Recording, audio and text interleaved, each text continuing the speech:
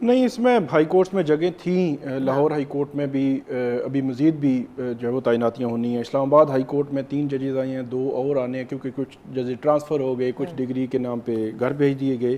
تو اسی طرح سندھ اور بلوچستان میں بھی یہی جو ہے وہ صورتحال ہے.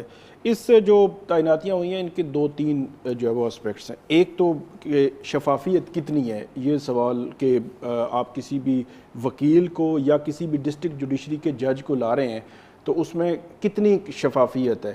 تو میری نظر میں تو ہم نے کیا جتنا مطلب شفافیت؟ کمیشن شفافیت اس بیٹھ لحاظ گئی، سے کہ آپ کمیشن نے بیٹھ گئی، اس نے فیصلہ کر لیا تو نہیں، وہ یہ فیصلہ ہاں تو پھر جو ہم دیکھ رہے ہیں نا کہ آپ خاص طور پہ دیکھیں کہ بہت سارے لا افسران بھی لاہور سے، اسلام آباد سے وہ ہوئے ہیں اس میں.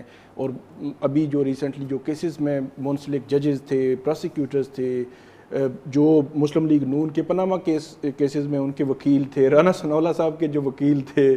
مطلب کہنے کا مقصد یہ ہے کہ ایفیلیشن جو ہے وہ کسی کی وابستگی بڑی میٹر کی ہے. میں کسی کا نام نہیں لوں گا لیکن آپ یعنی ایک کہ یہ چیز کہہ رہے ہیں کہ پولیٹیکل افیلیشن بہت سارے ناموں کے ساتھ بالکل ہے. نہیں ہاں نہیں بالکل ہے. اور میں تو اس کو لانگ ٹرم انویسٹمنٹ مطلب آپ کو مناسب ورڈ نہیں ہے، لیکن یہ ہے کہ آپ یہ کہ یہ جی مسلم لیگ نون کے قریب رہے ہیں پچھلے 6-8 سال میں، یا انہوں نے ان کو تعینات کیا تو اب وہ ججز بن گئے ہیں، یا پیپلز پارٹی کے قریب رہے ہیں تو سندھ میں جو ججز تعینات ہوئے تو ان کے حوالے سے بھی پوچھا تو ان کی وہ بھی قربت جو ہے وہ فاروق اچ نائک صاحب یا پیپلز پارٹی کے ساتھ کہیں نہ کہیں ان کی ہے. تو شفافیت پھر وہ بہت پیچھے رہ جاتی ہے نا. ٹھیک ہے. جب شفافیت پچھلی سے زیادہ یہ تو میرٹ کیا کی بات ہم کر رہے شفافیت میں ہیں. اس لیے کہہ رہا ہوں کہ آپ جب کسی کی انٹیگریٹی دیکھتے ہیں، اس کی قابلیت دیکھتے ہیں، اور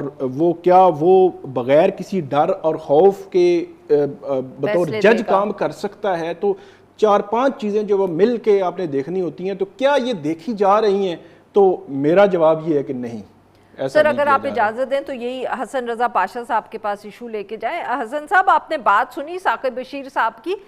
یہ سر آپ اتفاق کریں گے اس الزام ہی میں کہوں گی، اور ہم کیا کہہ سکتے ہیں، یا کسی کا یہ اوپینین ہے کہ بہت زیادہ پولیٹیکل افیلیشنز اب نظر آ رہی ہیں چوائسز میں، کیونکہ ساتھ میں اب آبویسلی یہ بھی بات ہے کہ ہم کہتے رہے، پہلے بہت سے لوگوں نے کہا کہ جوڈیشل کمیشن میں جس طرح اس کی نئی کمپوزیشن ہوئی ہے تو اس میں شاید حکومت یا ایگزیکٹو کہنا بہتر ہوگا، ایگزیکٹو کا پلڑا بھاری ہے. بسم اللہ الرحمن الرحیم. سب سے پہلے تو جس اینگل سے ثاقب بھائی نے اس اپنا تجزیہ دیا، میں بڑے ادب اور احترام سے ان کی اس بات کو اختلاف کروں گا. پہلی دفعہ یہ ہوا ہے کہ میں اب لاہور ہائی کورٹ کی بات کرتا ہوں، 10 ججز رکھے گئے ہیں. آپ ایک ایک کا نام لیں، میں ایک ایک بندے کا ماضی، پروفیشنل کیریئر اور ان کی پرفارمنس، اس کے بارے میں بتا سکتا ہوں کہ کون کتنا اس نے کام کیا ہے، کن کن field of law, walks of life میں اس نے اپنا کام کیا ہے.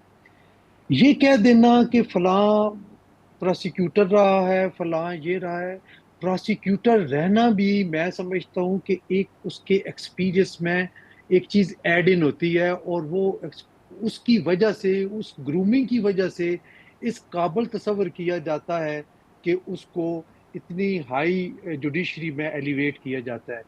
ایک اور بات جو اس میں سب سے اہم ہے، جس کو نظر انداز کیا گیا ہے، کہ یہ تمام کے تمام نام جو آئے ہیں اور وہ ودن 2 اور 3 days اوتھ انہوں نے اٹھانا ہے ہائی کورٹ کے جج کے طور پہ، تو وہ سارے کے سارے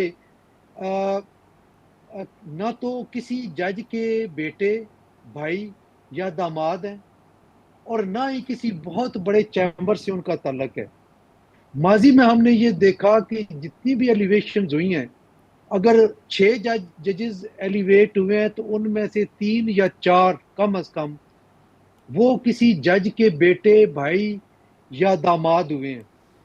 یہ واحد سلاٹ آئی ہے صحیح. جس میں کسی جج کا کوئی رشتہ دار یا کسی بہت بڑے چیمبر سے تعلق رکھنے والا کوئی کسی کا جونیئر کوئی ایسوسیٹ اس سے بطور جج جو ہے اس کا نامینیشن گیا ہی نہیں ہے. تیسری بات پولیٹیکل ایفیلیشن کے حوالے سے میں عرض کرتا چلوں کہ ثاقب بھائی کو یہ بھی پتا ہوگا چونکہ مجھ سے زیادہ یہ سپریم کورٹ کی راہداریوں میں موجود ہوتے ہیں اور ان کو بہت زیادہ چیزوں کی اطلاع بھی ہوتی ہے کہ کچھ نام ایسے بھی تھے جو کہ جوڈیشل کمیشن کے ممبران نے دیے تھے اور وہ لامحالہ طور پہ پولیٹیکل پارٹی سے وابستہ سینیٹر اور قومی اسمبلی کے ممبرز تھے جو کہ جوڈیشل کمیشن آف پاکستان کے ممبرز تھے اور ان کو رولز کے مطابق وہ اپنے نام دے سکتے تھے. انٹرسٹنگلی عارفہ ان میں سے کسی ایک بندے کا نام بھی نہیں آیا ججز میں اور نہ ہی ان کو ریکمینڈ کیا گیا جج بنانے کے لیے. جی ناظرین یہاں پہ لیتے ہیں ہم ایک چھوٹی سی بریک.